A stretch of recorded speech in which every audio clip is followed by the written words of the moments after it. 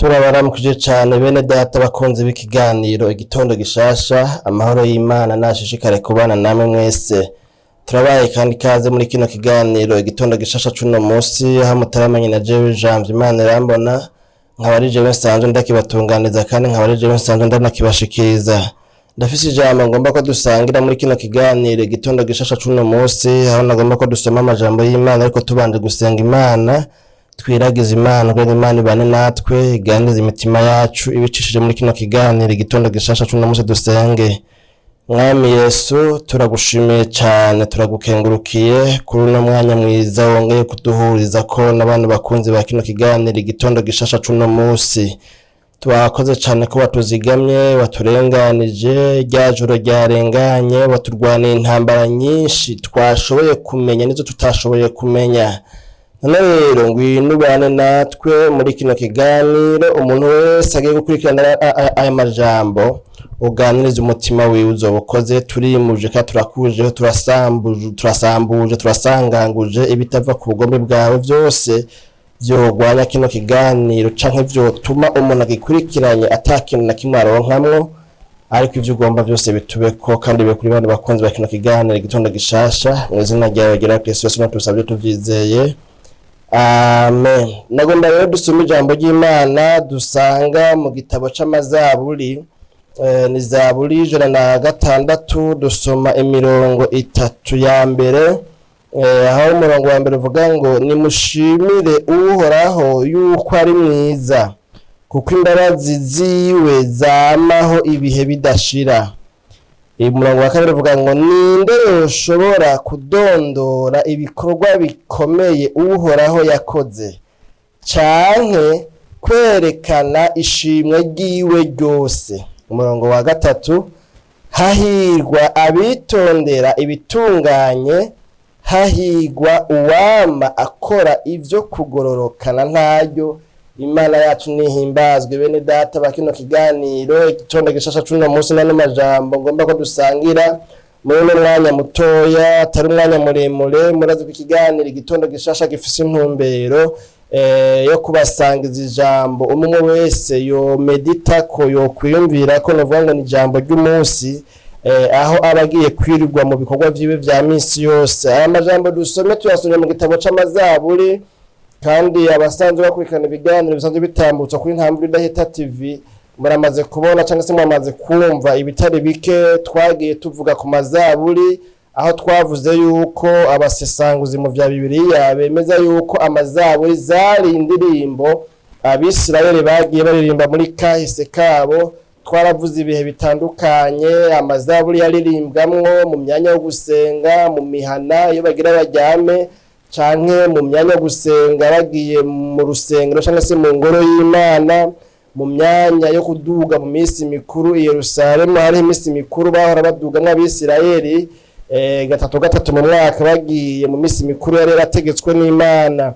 Ivyo ntitubigaruka ko, ahubwo tugomba kuvuga ku ijambo nyamukuru ry'uno munsi ritumbereye kubwira wewe uri kurunguza kino kiganiro canke uri kuragikurikirana, rikubwira ngo ukwiye gushimira Imana kuvyo yagukoreye, kuko ubwiza bw'Imana n'imbabazi zayo bikiri kuri we. Imana yacu nihimbazwe. Mu buzima bwa misi yose hari igihe umuntu abaho akaba umuntu yama ariko arasaba, akama ari umuntu afise imitwaro, akama ari umuntu yama afise ibyo ariko arabwira Imana ngo Mana mpa bino, Mana mpa birya, Mana ngirira neza, Mana ndonsa bino, Mana wontabara, Mana heraba ndarushe, Mana heraba ndaremerewe, Mana heraba mfise ibibazo ibi n'ibi. Ugasanga umuntu mu masengesho yiwe cyane niyo muganiriye mu biganiro vyiwe, mu biyago vyiwe,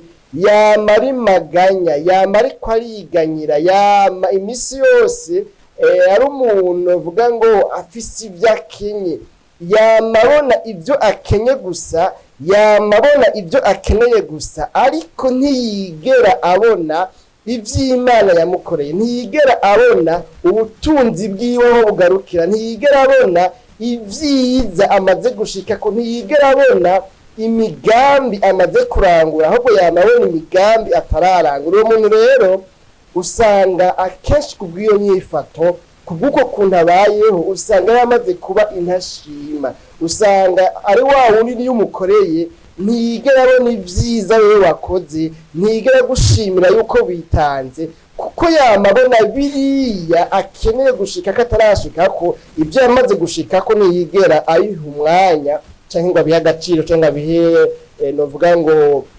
uburemere buhuye n'ibyo Imana yamaze kumushitsa. Rero no muririmbyi munyemerere mu muririmbyi kubera twamaze kuvuga yuko aya mazaburi zari indirimbo Abisirayeli baririmbye mu minsi yabo y'ubuzima bwabo bwa minsi yose muri kahise k'ihanga rya Isirayeli, ubwoko bw'Imana. Uyu muririmbyi aravuga ngo nimushimire Uhoraho yuko ari mwiza, ubwa mbere kuko imbabazi ziwe zamaho ibihe bidashira. Imana yacu nihimbazwa. Aha ukurikiranye n'amajambo ari munsi yaradondaguye ibintu bitari bike byari bikwiye gutuma Abisirayeli bashima. Adondagura ingene Imana yarakuye muri Egiputa, murazi ko bamaze y'imyaka amajana muri Egiputa, arabaja bakoreshwa ibikorwa biruhishije, novuga ngo ibikorwa by'agatuzo. Hanyuma Imana irabakurayo irabazana ibashikana mu gihugu c'isezerano, ariko urwo rugendo rwo kuva mu gihugu ca Egiputa gushika mu gihugu c'isezerano baciye muri byinshi cyane bibabaje biruhije, ariko byo byose Imana ishishikara kubana nabo. Murazi ko bidodombeye Imana ngo ntibahaye inyama, ntibahaye amazi yo kunywa n'ibindi, ariko ibyo byose Imana nubwo byayibabaje yashishikaye kubereka yuko ibakunda, yashishikaye kubagwiza ko imbabazi zayo, yashishikaye kubereka yuko nubwo bimeze gutyo bakiri ihanga ryayo. Imana yacu nihimbazwa. Bavuga rero ngo nimushimire Uhoraho naho mwoba mubona umengo hariho ibitarakunda, naho mwoba mubona umengo hariho ibitaracamwo, naho mwoba mubona umengo hariho iby'Imana kumbura itarabashitsako, naho mwoba mubona umengo hariho iby'Imana itarabakorera, ariko fata umwanya urenganya amaso yawe biriya bitarakunda, biriya bitaracamwe, biriya bitarashoboka, urenganya amaso y'umubiri ibyo, uheze urabe ibyo umaze gushikako, ibyo umaze kuronka, ibyo Imana imaze kukugirira neza. Ufata umwanya wo gushimira Imana, kuko uri we yavuze ngo haracyari impamvu zotuma dushimira Imana, naho twahuye n'ibyago, naho twahuye n'ingorane, naho twahuye n'amakuba, naho twahuye n'amageragezwa, naho twagize amarushwa, naho twahuye n'ibitubabaza, ariko n'ubu haracyariho impamvu, turacyafise ibituma, turacyafise des raisons justificatives zumvikana zotuma dushimira Imana no muri bino bihe nabyo bibonekana yuko umenga umuntu yari kuronka ishimwe. Imana yacu nihimbazwe. Imana ivuga ngo nimushimire Uhoraho yuko ari mwiza, naho muri mu bibazo, naho muri mu ngorane, ariko Uhoraho ni mwiza. Uhoraho imbabazi ziwe ziracyari kuri twebwe. Imana iracyatwitayeho, Imana iracyatubabaye, Imana iracyatwitwararitse. Nimushimire Uhoraho. Nimukwiye kwama mufise liste y'ibibazo gusa, mugomba ngo Imana ibagirire neza muri bino, ibarose bino, ibarose na biriya, ibarose na biriya, oyaye.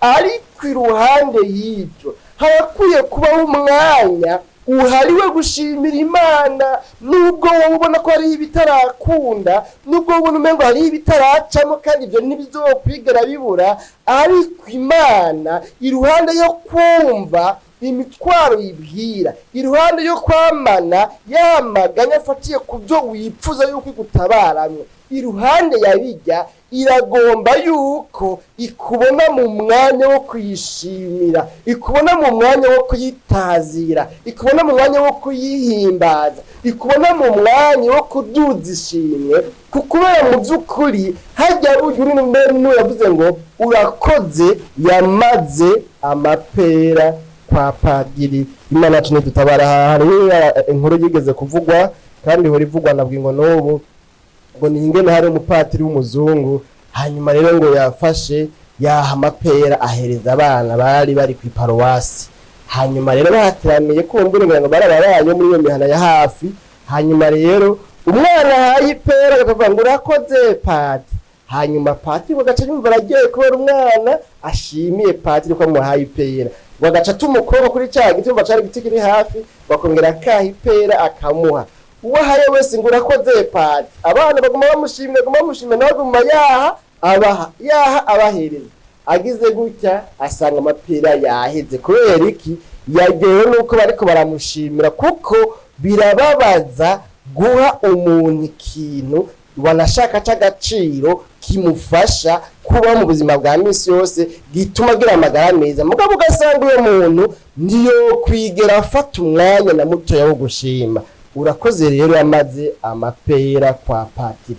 Uyu muririmbyi aravuga ngo nimushimire uhoraho yuko ari mwiza. Ikindi naco yavuze ngo mbega ninde yoshobora kudondora ibikorwa bikomeye uhoraho yakoze. Imana yacu nihimbazwe. Iyi n'iyindi mpamvu ivy'Imana yadukoreye naho kenshi tutabibona, naho kenshi tuvyirengagiza, naho kenshi tutabiha umwanya, ariko ni vyinshi ku rugero rw'uko utoshobora kubidondora, utoshobora kubisita, utoshobora kubivuga, utoshobora byose kubishira ku rutonde ngo ubivuge ubiheze. ivy'Imana yagukoreye bisumbya ubwinshi bya bindi itarakora. Iyo n'indi mpamvu ikwiye gutuma ushimira Imana. Ubwa mbere ni uko imbabazi zayo zikiriho na bugingo n'ubu kuri wewe. Ubwa kabiri ni uko ibyo yagukoreye naho utari kurabivuga, naho utari kurayishimira, ariko ibyo yagukoreye bisumbya ubwinshi ibyo itaragukorera. Iyo ni impamvu ya kabiri mwana w'amajambo twasomye itwereka yuko dukwiye gushima. Iya gatatu nabivuga ngo cyane ninde yoshobora kwerekana ishimwe giwe ryose. Imana yacu nihimbazwe. ishimwe giwe, ukuntu Imana ikwiye gushimwa, ukuntu Imana ikwiye guhimbazwa, ninde yoshobora kubidemontra? Uwo guhingwa akaguha n'ikibaho akakubwira ngo niwerekane, utwemeze, uvyerekane nido nido ishimwe ry'Imana aho ritangurira naho riherera. Ninde yoshobora kwerekana ishimwe ry'Imana yacu? Imana yacu nihimbazwe. Bene data bakunzi bakina kiganiro igitondo gishasha, nane majambo ntamagwara ahogwa nari imbere rero kubabwira ngo uyu munsi ahuza kwirirwa, uyu munsi mu bikorwa byawe, uyu munsi hariya mu mashuri wirirwa, uyu munsi muri biriya wirirwamwe, muri rino jambo rya kino kiganiro igitondo gishasha cy'uno munsi, ugende wiyumvira kuri iri jambo. Mbega imbere y'Imana wewe urengukana amasengesho ameze gute imisi yose? Ubwo imisi yose ntiwamurengukana amasengesho avuga ngo mana makino, mana makino, mana makino. Ubwo koko mu masengesho yawe hahora hagera igihe ugafata umwanya Imana ikumva amasengesho yawe yuzuyemwo amashimwe gusumba kuzuramwo imitwaro. Ubwo Imana niyo yarayumva imisi yose iriko urasenga uvuga ngo mana mpabijya, mana mpabijya, mana mpanibi, mana nkorera na bino. Ubwo narimwe yoba yumva mu masengesho yawe ijambo rivuga ngo urakoze Mana, ndagushimiye ko wankoreye bino, ndagushimiye ko wampaye kumara amashure, ndagushimiye ko wampaye kumenya cya kibazo, ndagushimiye ko wampaye akazi, ndagushimiye ko mbeshejeho, ndagushimiye ko ntarara ubusa, ndagushimiye ko ntagenda gusa, ndagushimiye ko ntagwaragurika nk'abandi, ndagushimiye ko nawe nagwaye ejo bundi ariko nakize, ndagushimiye kuri bino, ndagushimiye ku muryango mfise, ndagushimiye ndagushimiye kuri buno buzima mfise, ndagushimiye ubwo Imana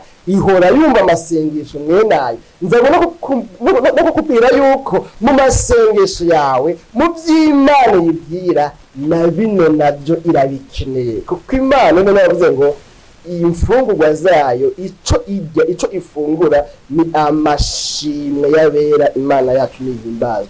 Amashimwe yawe rero ni nkenerwa cyane, nimba ugomba ko imigenderanire yawe iri hagati yawe n'Imana ishishikara kuba myiza, nimba ugomba yuko ireba ikintu navuga ngo kiyishitura, kiyongereza imbaraga, kiyongereza umuvuduko, kiyongereza vitesi yo kugufasha, yo kuguhezagira, yo kuguhana bya bindi, yo kukubera inyishu, ni ukuvuga amashimwe yawe arakenewe. Mwene majambo ni nkaho hamwe umuntu yofata umwanya wo kumedita ku byiza byose Imana yamukoreye, n'ahatosengera imitwaro, kuko Imana biyihimbara, kuko Imana biyinezera. Ibyo byonyine kuba umuntu yafashe umwanya uhagije wo gushimira Imana byotuma Imana imwishurana bya bindi n'ahatabisenge, kuko Imana ibonye yuko irose ikindi kintu cyotuma uyu muntu arushiriza kwamba ariko arayishimira.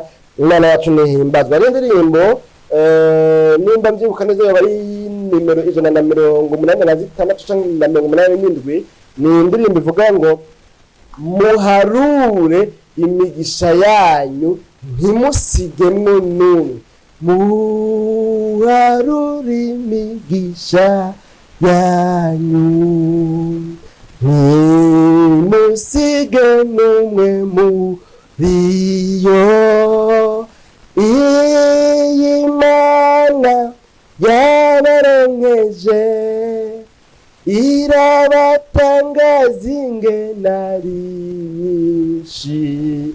Iyo ndirimbo twarayivuze ko mu mavideo twavuze ko ngaha ari tuko tuva kuri ino jambo ingene rifise imbaraga zidasanzwe iyo ufashe umwanya wo guharura imigisha y'iby'Imana yagukoreye, naho wowe uremerewe n'amarushwa, naho wowe uremerewe n'amagorwa, ngo caga ubutinya kurupfu ruje, caga ubona yuko ubwawe buheze, ngo wo guhangana n'ibyo bibazo biguhanze, ngo uciye ufata umwanya ngo ukaja ahantu mu cumba c'inzu yawe ugatangura guharura ngo imigisha yose y'iby'Imana yagukoreye, ibiriko birakubabaza, ibiguhangayikishije ukabigwiza n'ubusa, ukavyima amatwi, ukavyihoza, ngo ugatumbereza amaso yawe ku vyiza Imana yagukoreye, ngo ico gihe ngo wotangazwa n'ingene ngo ari nyinshi cane. Mbere hano nayavuze ngo ugize gutyo ngo ntiwomenya iyo bya bibazo byakamanganiye. Imana yacu nihimbazwe. None rero n'amajambo sinzi birashoboka kumaze iminsi wiganyira amasengesho yawe akaba yuzuyemwo amaganya, akaba yuzuyemwo imyidogo, wamuri kuradondagura wamana liste y'ibyo ushaka ko Imana ikugirira neza. Ibyo Imana ishaka kukugirira neza si bibi kwibibwira, ariko mugabo none yoyo ubwo uhora ufata umwanya wo kwishimira kuri bya bindi yagukorera, kandi ni wafata umwanya wo kubyiyumvira ko uza gusanga iby'Imana yagukoreye, iby'Imana yagutabaye, iby'Imana yakubereye inyishu, uza gusanga ari byinshi. Uyu muririmbyi yavuze ngo irabatangaza iyo migisha ingene ari nyinshi. Imana yacu nihimbaza. Imana rero iranezerwa cyane nuko ibonye yuko abantu bayo bafata umwanya wo kuzirikana, wo kumedita ku byiza yabakoreye, bakayishimira. Mbere ahantu umuntu agatera n'intambwe, agatanga ikimazi cyo gukenguruka, agatanga ishikanwa gishimwe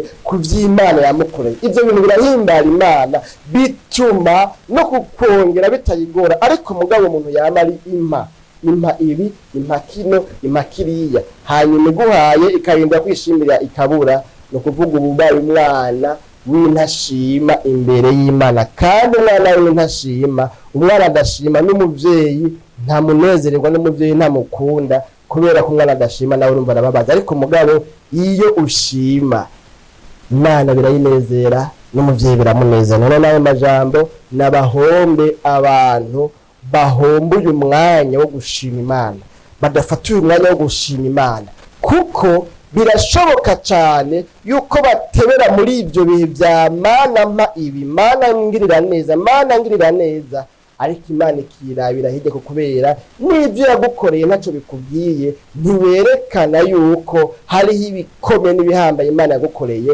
kandi ugukomera kw'Imana nako guhagaze muri ibyo nyine yagukoreye. Iyo utayishimira ibona ko umenga ibyo bintu yagukoreye byose ntacyo byakubwiye, ntacyo byari bitwaye, igomba ikabireka. Ariko mugabo iyo ushima ugakenguruka uvuze ngo bino bintu ntabwo nari nshoboye, ariko warabinshoboreye, none warakoze, ndagushimiye. Imana igacinezerwa kuko ibonye yuko uyishimiye. Rero icyo Imana igomba yuko muri ya masengesho yawe uno munsi, muri bya bindi wavubwira Imana, nimba uri mu masengesho birashoboka yuko wowe wafashe umwanya wo gusenga ukaba uri kurisonzesha, ariko fata umwanya rero muri ayo masengesho yawe winjizemo n'iminota n'ingahe gushimira Imana, kuko Imana iranezerezwa n'amashimwe y'abana bayo bayishimira ku byo yabakoreye. Dusenge Imana tujose mu kiganiro igitondo gishasha cy'ubutaha. Mwami Yesu, turagushimiye cyane ku bwana amajambo twumvise. Umuntu wese ayumvise agasanga yaramaze igihe kitari gito arajwe ishinga no kubwira Imana ngo mana mpa bino, ariko gushima, gufata umwanya wo gukenguruka Imana, ibyo bikaba byari byaramunaniye. Uyo muntu turamusengeye nkuko nawe ariko arisengera, umugwize kw'imbabazi, kuko yatakaje ikintu cy'agaciro, yatakaje ikintu kidasanzwe, yatakaje ikintu gikomeye cyane, kuba ata mwanya w'amashimwe ashiraho. Numugirire imbabazi, mugwize kw'imbabazi, hanyuma uhereye none kwama yibuka gufata umwanya wo gushima, kuko hariho byinshi bamukoreye yarakwiye gushima imbere yuko ahanga amaso ibyo yifuza kumutabara. Kurakoze kuri Imana, ibyo ugomba byose bishishikare kuba abakunzi ba kino kiganiro. Uyu munsi uze kwirigwana nabo, uyu munsi ubane nabo, ubagirire neza, ugurire imiryango yugaye, abarondera akazi ukabaronse, abarondera kugukira ubakize, abantu umwe wese mu mitwaro afise, mu izina rya Yesu Umunyanazareti ubatabara, ubagirire neza, ubiyere kuzobukoze mu izina ryawe ryera Kristo Yesu, nka tubisabye tubyizeye, amen.